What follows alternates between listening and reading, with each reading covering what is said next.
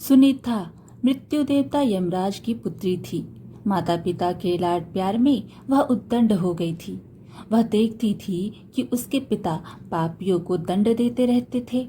वह पाप और पुण्य का अंतर नहीं समझती थी, इसलिए खेल खेल में किसी के अच्छे कार्य में बाधा डालती और किसी को अकारण मारने लगती।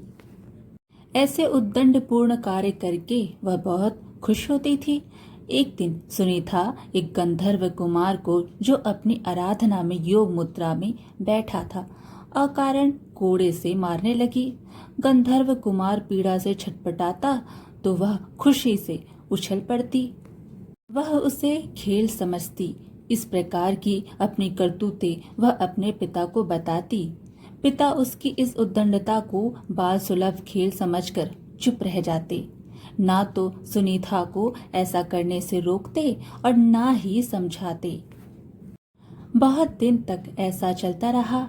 एक दिन फिर उस गंधर्व कुमार को, जब वह पूजा पाठ कर रहा था, सुनीता ने मारना शुरू कर दिया। जब असहनीय हो गया तो उसने क्रोध से श्राप दे दिया, तू धर्मराज की बेटी है, तेरा विवाह एक ऋषि पुत्र से होगा, तेरी एक योग्य संतान भी होगी, पर तेरे इन दुष्ट कर्मों का अंश उसमें व्याप्त रहेगा। सुनीता ने यह बात भी अपने पिता को बताई। अब धर्मराज को लगा कि उन्होंने बड़ भूल कर दी।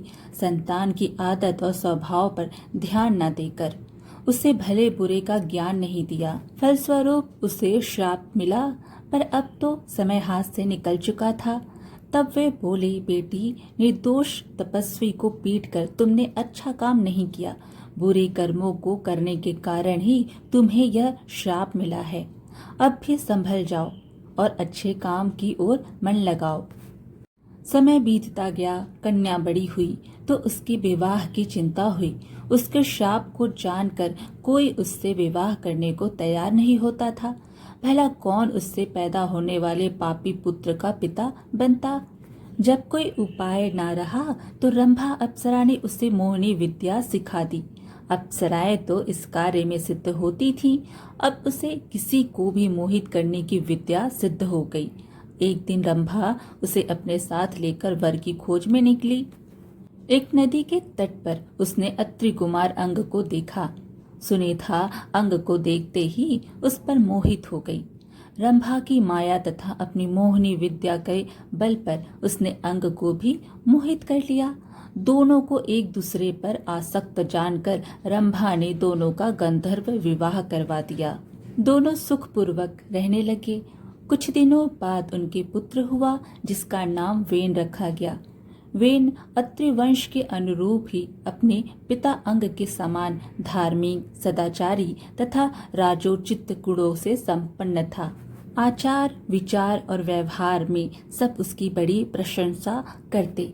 अच्छे कुल में उत्पन्न होने के सभी लक्षण उसमें दिखते थे, पर माँ के एक दुर्गुण के कारण, जिसके कारण वह शापित हुई थी, धीरे धीरे वेन में भी वे दुर्गुण प्रकट होने लगे।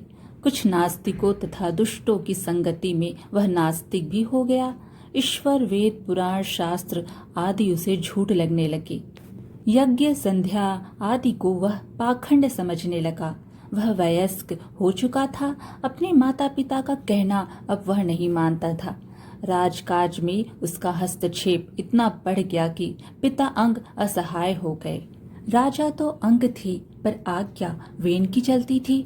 सुनीता समझ रही थी कि उसके संस्कारों का परिणाम शापग्रस्त इस पुत्र में उतर आया है। उसके हठ तथा उद्दंडता पर किसी का वश नहीं था। सब विवश थे। वेन के इन कर्मों से प्रजा दुखी रहने लगी। महाराज अंग को अपयश मिलने लगा। जब हर तरह से वेन को समझा कर हार गए, तो अपयश से बचने के लिए एक दिन निराश होकर अंग ने चुपके से घर ही त्याग दिया। राजा के बिना अराजकता और बढ़ी। ऋषियों ने अंगपुत्र वेन को राजा बनाया और समझाया, तुम्हारे दुष्कर्म से दुखी होकर तुम्हारे पिता ने राज्य त्याग दिया। अब तुम अपना राजकीय उत्तरदायित्व समझो और सत्कार्य कर प्रजा को सुख दो। पर वेन राजा बनकर और भी प्रमत्त तथा अहंकारी हो गया। बोला, आप लोग मुझे ज्ञान मत दीजिए, मैं स्वयं बड़ा ज्ञानी हूँ। ईश्वर, धर्म, शास्त्र आदि सब मेरे आदेश से स्थापित होंगे। मेरी ही आज्ञा धर्म होगा, शास्त्र वचन होगा। आप लोग अब मेरी आज्ञा के अनुसार चलिए और मुझ में ही ईश्वर, धर्म तथा शास्त्र की छाया देखिए। ऐसे विचारों वाले वेन के कार्यों से देश में अराजकता बढ़ी। सारे धार्मिक तथा सत्कार्य बंद हो गए। प्रजा की सुरक्षा नहीं रह गई। दुष्ट लोगों का बोलबाला हो गया। धार्मिक कार्य बंद हो गए। हर चीज का अंत होता है। पाप का घड़ा जब भर गया तो ऋषियों, मुनियों तथा प्रजाजनों ने विद्रोह कर दिया। वेन को पकड़ लिया और उसे प्रताड़ित कर राजा के पद से हटा दिया। सत्ता छिन जाने से वह असहाय हो गया। अब वह दूसरों की दया पर निर्भर रहने लगा। ऋषियों ने प्रजा से परामर्श कर उसके पुत्र पृथु को राजा के पद पर प्रतिष्ठित कर दिया। वेन जंगल में चला गया। निश्चय ही अच्छे कुल परिवार का व्यक्ति भी कुसंगति के कारण अपनी मर्यादा भूलकर कुमार्गी हो जाता है। अपने कुल धर्म को भूलकर सबके दुख का कारण बनता है और अंत में अपने इसी आचरण के कारण वह स्वयं ही नष्ट हो जाता है। इसलिए कुसंगति तथा कुसंस्कार से बचना चाहिए। स्वयं के लिए ना सही तो अपनी संतान के लिए ही सही। मनुष्य खुशी खुशी पाप करता है, पर भोगते समय रोते रोते भी छुटकारा नहीं मिलता। कर्मकर्ता का अनुसरण करता है। जो पाप बांटते समय किसी की नहीं सुनता, तो भोगते समय भी कोई उसकी नहीं सुनता। कभी कभी किए गए कर्मों का फल उसी भव में तुरंत मिल जाता है। कर्म फल के स्वरूप को हर व्यक्ति खुद अपने जीवन में प्रत्यक्ष अनुभव कर सकता है, क्योंकि खुद से कोई बात छिपी हुई नहीं रहती। जो अपने माता पिता की सेवा नहीं करते, उनके जीवन में भी आगे उनके पुत्र उनकी सेवा नहीं करते।